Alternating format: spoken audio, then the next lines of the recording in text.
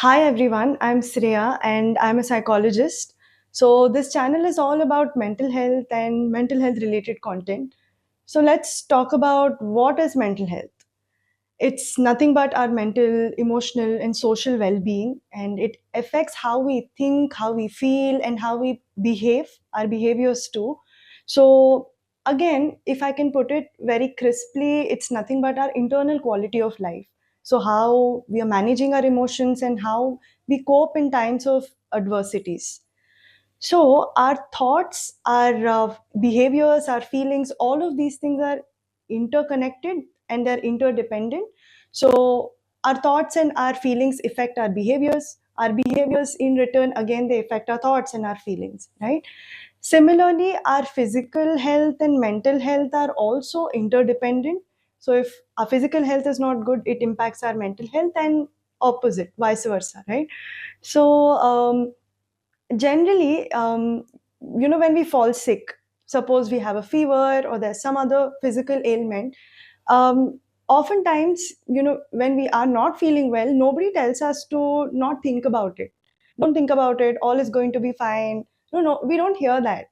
Generally, everybody comes with a remedy, or we are suggested to go see a doctor. But when it comes to our mental health, if you have noticed, when we are not feeling well, or you're upset, or there is some situation that's bothering us, we are told not to think about it. We often hear that, don't think about it, it's going to be fine, just keep yourself busy. Well, so keeping ourselves busy and not thinking about something which is recurrently coming and it's bothering us, that is not really going to help. It's nothing but we are suppressing it. We are trying to deny its presence, and we are just trying to avoid it, right? And that's really not going to help. In the long run, it will show up, and it will show up maybe even more intensely. Let's look at some of the myths about mental health. So, the most popular one that we hear very often is that psychologists can read our minds. We don't read your minds. We cannot read your minds. But what we do is we are trained in human psychology, so we understand behavior patterns and emotions, and we know. But at the same time, we don't come to conclusions or judgments quickly, because every person's experiences are different and every person's journeys are different. So we cannot really generalize like that. So we try and not coming to such conclusions and judgments. It's only over a period of time we are working with them. We eventually try and make observations, understand them a little more deeply. But more than we understanding the client, it's the work is more about us helping them really understand their own selves more deeply, them coming up with their own insights and understanding about their selves, and them connecting the dots. So that's what the process is like. And we also don't offer advices and quick solutions or remedies.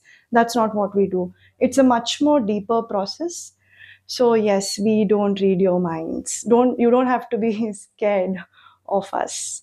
And also, another myth is that if we have friends and family and a good support system, then we don't really need to go see a psychologist, right? Which is also not true. So our support system is very, very important. It plays a major role in our life, but that cannot substitute a professional, because I'll tell you why.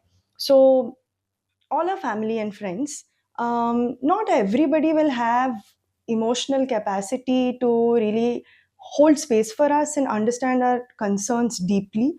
And because again, everybody's emotional capacities varies, right? So that's one. Also, the other thing is, even we would not want to go and share things with them deeply for over and over again. No, even lot of us feel that we don't want to burden our loved ones with our worries and our fears, which is also why we don't share a lot of times. And that is true, because people we are closely connected to, if they are in distress, to some extent it also affects us. Which is also why we psychologists, we make sure we do not work with people we know. We already have a certain bond and we know them closely. So yes, which is the reason it's not that, one, if you have a support system, you shouldn't visit a psychologist. So myth number 3 is, only weak people need therapy, which is also not true, because inner work requires a lot of patience, a lot of being able to be honest with yourself, and it's a deeper process. So in fact, the people who are strong and who do not want to run away from their own darkness or their own concerns, and they genuinely want to work through issues, are the ones who come and take therapy. So they are they are very strong, in fact. So yes, it's really not true that weak people take therapy. And also, that myth comes from the whole idea that vulnerability is weakness, right? Which is not true. So without vulnerability, who we really are then? No. So yes. And the other myth is that, not a myth exactly, but a lot of people keep asking that, so if we come to therapy, do we have to take medication? Would you prescribe medication? So one, we psychologists are not doctors, so we are not going to give you medication, right? So only a psychiatrist who does their MBBS, they are allowed to give medication. So not all clients or the people who come to us would require medication. It's only some of them. Very, if needed, we would suggest, and the psychiatrist would check and see if they really need that medication. So no, that's not true that everybody would need it. So most of my clients, 95% of them, are not on medication. They don't need it. And another myth is that you should see a psychologist only if there is a huge issue that's bothering you, right? And that's generally how most of them think.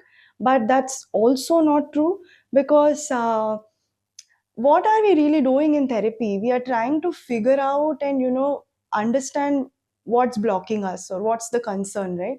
So why do we need to wait till we are at our absolute worst, where we are not able to move forward anymore, right? So it again comes from a certain belief system that we need to, we shouldn't seek help. And again, because it's weakness, it means that, oh, you're a failure. And I've heard so many times from my clients, they come to the session, for the first session, and this is what they tell me, that I think, I've tried everything, but I have to accept that I failed now, as in, my issue, I've not been able to really understand what to do about it, so I have failed. This is what they say. So which is again a misconception, no, that which stops us from even seeking help.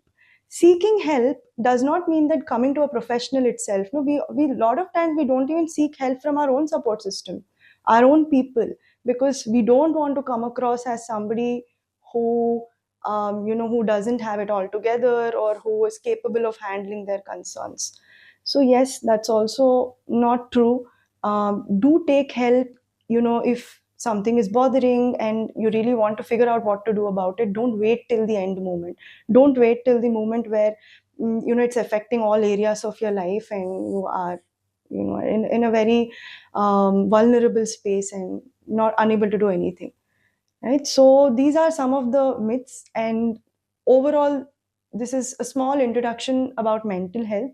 I wanted to cover these topics and briefly discuss about them. So I will be doing more such videos, but I'll be taking more important topics, like overthinking, procrastination, and many other topics.